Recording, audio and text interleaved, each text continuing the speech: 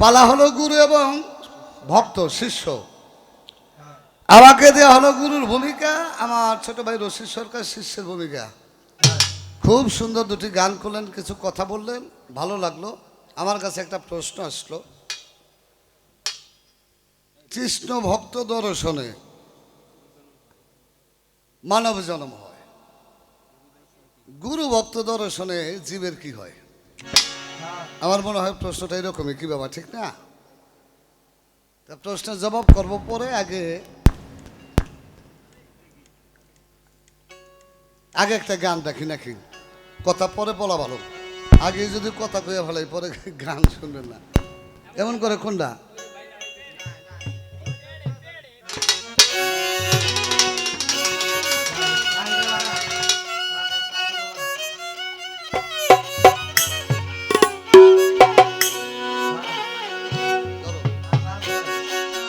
আবার ঠাস করবো নি?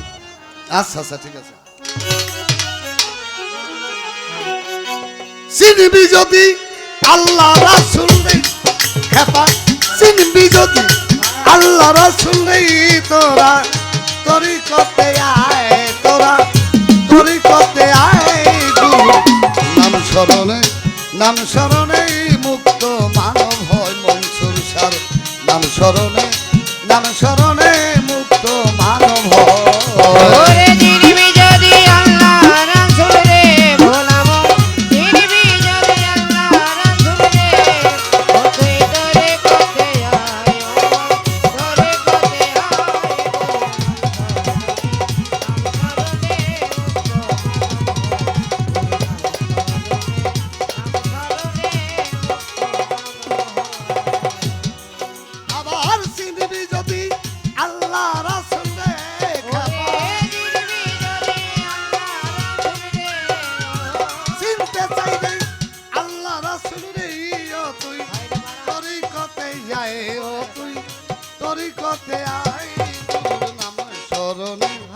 নাম স্মরণেই মুক্ত মানব হয় ভান্ডারের। নাম স্মরণে, নাম স্মরণেই মুক্ত মানব হয়।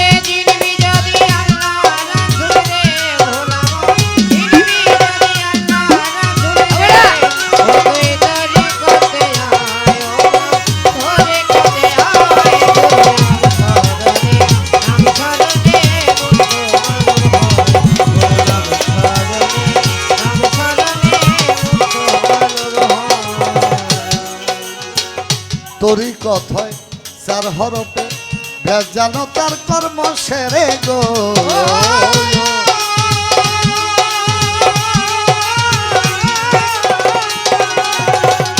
আমারে বাজান তোরই কথায়, তোরই কথায় চার হরপে তুমি ভেদ জানো তার কর্ম সেরে গো।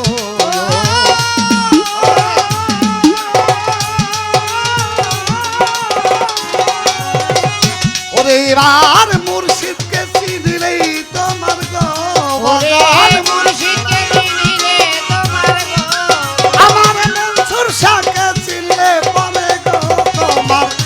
আল্লাহ সে না হয় দেখো, আল্লাহ সে না হয় গুরুর নামে স্মরণ। নাম স্মরণেই মুক্ত মানব হয় ভান্ডারের। নাম স্মরণে, নাম স্মরণেই মুক্ত মানব হয়।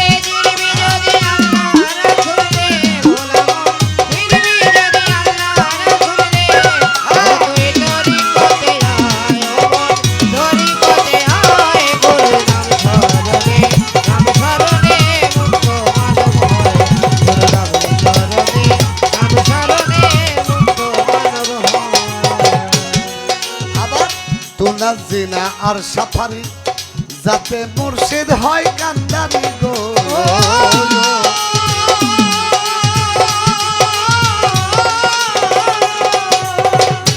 আমারে বাজান তু না জিনা, তু না জিনা আর সাফারি, দেখো তাতে মুর্শিদ হয় কান্দারি গো।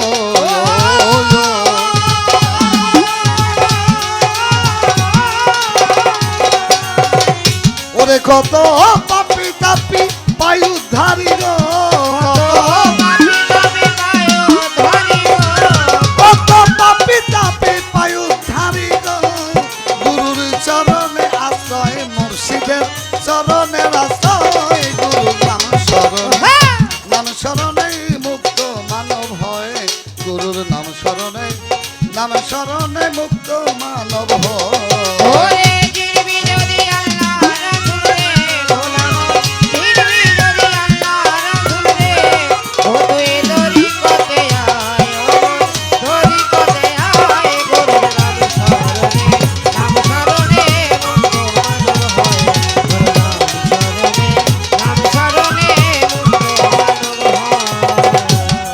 দেওয়ান রশিদ বলে মনরে আমার আবার তুমি আমার পারের কান্দার গো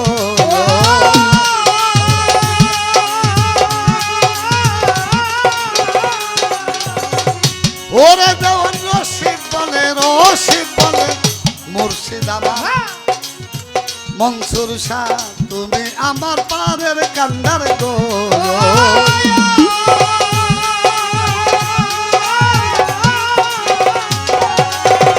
অন্তিমকালে দেখা দিও রে ভান্ডারি তুমি অন্তিমকালে দেখা দিও রে পাখি যেদিন হয় বিদায় রে পাখি যেদিন হয় বিদায় গুরুর নাম শরণে মুক্ত মানব হয় গুরুর নাম শরণে মুক্ত মানব হয় ওরে জিরবি যদি আল্লাহ রাসূলে গোলাম জিরবি যদি আল্লাহ রাসূলে ও তুই তরিকতে আয় ও তরিকতে আয় গুরুর নাম শরণে মুক্ত মানব হয় নাম শরণে মুক্ত মানব হয় এইখানেতে আছেন যত আমার সুরের শরীরে আসে কান আমার মনসুর বাবার আসে কান আমার মুজিবুল বসর বাবার আসে কান আমার রজ্জব সার আসে কান নীরব হয়ে শুনবেন আমাদের উভয়ের গুরু শিষ্যের গান আছে আসলে বাবা অনেক কথা ছিল গুরু ভক্তের গানের মধ্যে হলো কথা বেশি কিন্তু সমস্যা হয়ে গেছে আমাকে সময় কম কথা বলার জায়গা নাই মানুষ কেন গুরু ধরে গুরুর কাছে কেন যায় বাবা গুরুর কাছে গেলে গুরু কি 5 লাখ টাকা দিয়ে দেয় ব্যবসা করতে হ্যাঁ 5 তলা বিল্ডিং করে দেয় 5টা গাড়ি কিনে দেয় না তাইলে মানুষ গুরুর কাছে যায় গুরুর কাছে মানুষ এই জন্য যায় নিজেকে চিনার জন্য নিজেকে জানার জন্য অদেখা বস্তু দেখার জন্য অজানা বস্তু জানার জন্য নিজেকে নিজে চিনার জন্য মান আরাফা নাফসাহু ফাকাদ আরাফা রাব্বাহু যে নিজেকে নিজে চিনলো সে তার রবকে চিনলো বাবা মানুষ গুরুর কাছে যায় শুধু আল্লাহকে চিনার জন্য নিজেরে নিজে চিনলে আল্লাহকে চিনা হয়ে যায় গুরু কাহাকে বলে যেই মানুষটা নিজের গুরুত্বপূর্ণ বস্তু রক্ষা করিয়া অন্য যে কোনো মানুষের গুরুত্বপূর্ণ বস্তু রক্ষা করাইতে পারে তাহাকে গুরু বলা হয় যে নিজের গুরুত্বপূর্ণ বস্তু রক্ষা করিয়া অন্য যে কোনো মানুষের গুরুত্বপূর্ণ বস্তু রক্ষা করাইতে পারে তাহাকে বাবা গুরু বলা হয় তাহলে গুরু কি গুরু কাহাকে বলে গুরু কত প্রকার গুরু হলো 2 প্রকার একটা হলো সদ্গুরু আর একটা হলো অসৎগুরু সদ্গুরুর কাছে যদি কারো জীবন বিসর্জন হয় তার মানব জীবন ধন্য হয় অসৎগুরুর কাছে যদি কারো জীবন বিসর্জন হয় তার মানব জীবন ধ্বংস ঠিক তাই বাবা গুরু ধরার আগে চিনতে হবে জানতে হবে বুঝতে হবে তারপর গুরু ধরতে হবে বাবা অনেক কথা ছিল এত কথা বলার সময় নাই আমার রশিদ ভাই ভালো অনেক কথা বলেছে ভালো ভালো কথা বলেছে আমি এত কথা বলতে পারবো না আমি এমন জানি কম বুঝি কম পালা রয়েছে বড় কিন্তু সময় হয়ে গেছে খুঁজতে কি ঠিক না এই গুরু ভক্তের পালার মধ্যে হলো কথা বেশি ঠিক আমার রশিদ ভাই কথা বলতেছে 2-3 বার কিন্তু ভেট হয়েছে কথার জন্য কে ঠিক না এই জন্য আমি ডরাই খারাইছি আমি হলো তাড়াতাড়ি কেমনে শেষ করুন যে ব্যবস্থা করতে চাইতেছি